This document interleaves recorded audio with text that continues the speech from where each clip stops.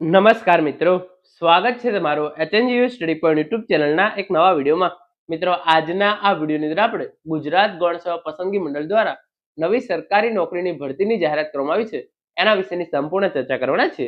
આજના આ વિડીયોની અંદર આપણે જોઈશું કે કઈ પોસ્ટ માટે ભરતી થવા જઈ રહી છે, ઓનલાઈન ફોર્મ ભરવાની તારીખો, કેટલી જગ્યાઓ માટે ભરતી થવા જઈ રહી છે, શૈક્ષણિક લાયકાત, વય મર્યાદા, પગાર ધોરણ અને અભ્યાસક્રમ વિશેની સંપૂર્ણ ચર્ચા વિગતવાર જે છે એ કરવાના છે.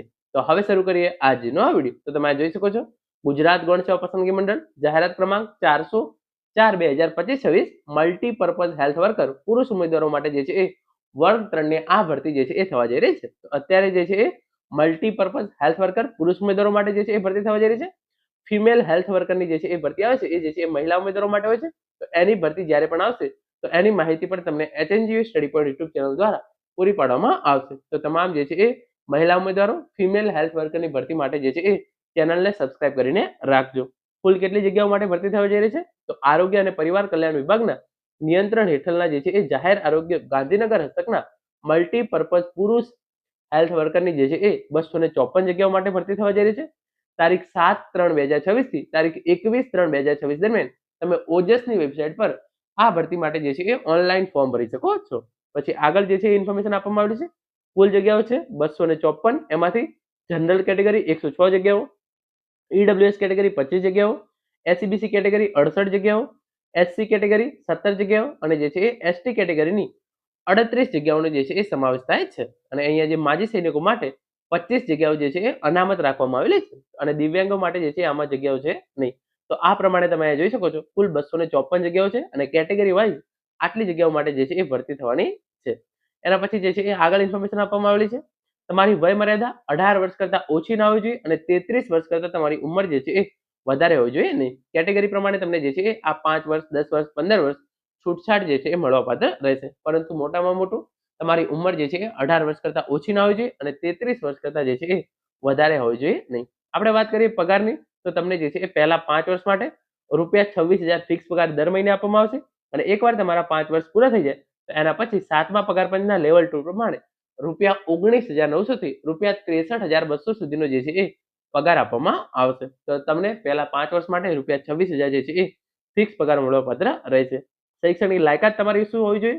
તો તમે જે છે એ મિનિમમ 1 વર્ષનો મલ્ટીપર્પઝ હેલ્થ વર્કરનો જે છે એ સર્ટિફિકેટ અથવા તો ડિપ્લોમા કોર્સ કરેલો હોવો જોઈએ અથવા તો તમે જે છે એ 1 વર્ષનો સેનેટરી ઇન્સ્પેક્ટરનો ડિપ્લોમા કોર્સ જે છે એ કોઈ પણ યુનિવર્સિટી કે સંસ્થામાંથી કરેલો હોવો જોઈએ. એટલે કે તમે મલ્ટીપર્પઝ હેલ્થ વર્કરનો કોર્સ કરેલો હોવો જોઈએ અથવા તો તમે જે છે એ સેનેટરી ઇન્સ્પેક્ટરનો કોર્સ છે એ કરેલો હોવો જોઈએ. એના પછી જે છે એ તમે જોઈ શકો છો, જે આગળ લખ્યું છે એ પ્રમાણે minimum 1 year certificate course of health sanitary inspector ITI, એટલે કે તમે આઈટીઆઈ માંથી હેલ્થ સેનેટરી ઇન્સ્પેક્ટરનો કોર્સ કરેલો હોય તો પણ તમે જે છે એ ફોર્મ ભરી શકો છો. Diploma of sanitary inspector of or health sanitary inspector, તો તમે કોઈ પણ યુનિવર્સિટીમાંથી હેલ્થ સેનેટરી ઇન્સ્પેક્ટરની જે છે એ ડિગ્રી મેળવેલી હોય તો પણ તમે જે છે આના માટે ફોર્મ ભરી શકો છો. આ રીતે તમારી જે છે એ ડિગ્રી હોવી જોઈએ.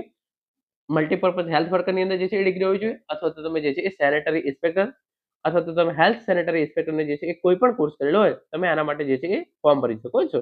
પછી આગળ જે છે એ તમામ ઇન્ફોર્મેશન કેટેગરી માટે આપવામાં આવેલી છે.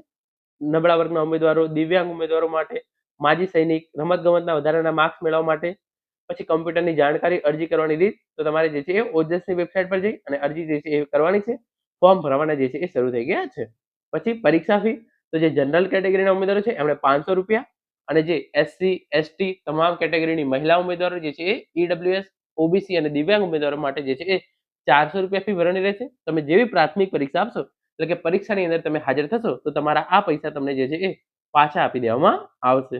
પછી પરીક્ષા પદ્ધતિ, તો આના માટે તમારે જે છે એ પહેલું પેપર લેવામાં આવશે પાર્ટ એ અને પાર્ટ બી નું. તો પાર્ટ એ જે છે એ કુલ 90 માર્ક્સનો રહેશે. પાર્ટ બી જે છે એ 120 માર્ક્સનો રહેશે. તાર્કિક કસોટીઓ અને ડેટા ઇન્ટરપ્રિટેશન 30 ગુણ, ગાણિતિક કસોટીઓ 30 ગુણ, ભારતનું બંધારણ, વર્તમાન પ્રવાહ, ગુજરાતી અને અંગ્રેજી કોમ્પ્રિહેન્શન 30 માર્ક્સ. તો આ પ્રમાણે પાર્ટ એ 90 માર્ક્સ, પાર્ટ બી જે છે એ તમને જે છે એ આ મલ્ટીપર્પઝ હેલ્થ વર્કર કરેલો છે કોર્સ તો એના રિલેટેડ તમારા જે છે એ પ્રશ્નો પૂછવામાં આવશે 120 ગુણ. એના માટે તમને 3 કલાકનો સમય આપવામાં આવશે. 0.25 જે છે એ નેગેટિવ માર્કિંગ રહેશે અને પરીક્ષાનું આયોજન જે છે એ ગૌણ સેવા પસંદગી મંડળ દ્વારા એની મરજી પ્રમાણે, એટલે કે ઓનલાઈન અથવા તો ઓફલાઈન એ પ્રમાણે જે છે એ કરવામાં આવશે. પછી આગળ જે છે એ તમામ ઇન્ફોર્મેશન આપેલી છે અને નીચે તમને જે છે એ અભ્યાસક્રમ આપેલો છે. તો આ આખી પીડીએફ છે એ તમને જે છે એ ટેલિગ્રામ ચેનલની અંદર મળી જશે. તમે ત્યાં જઈ આ આખો પીડીએફ મેળવી શકો છો અને અભ્યાસક્રમની જે છે એ પ્રિન્ટ નીકાળી તમે આ ભરતી માટેની તૈયારી જે છે એ શરૂ કરી શકો છો. Thank you so much for watching.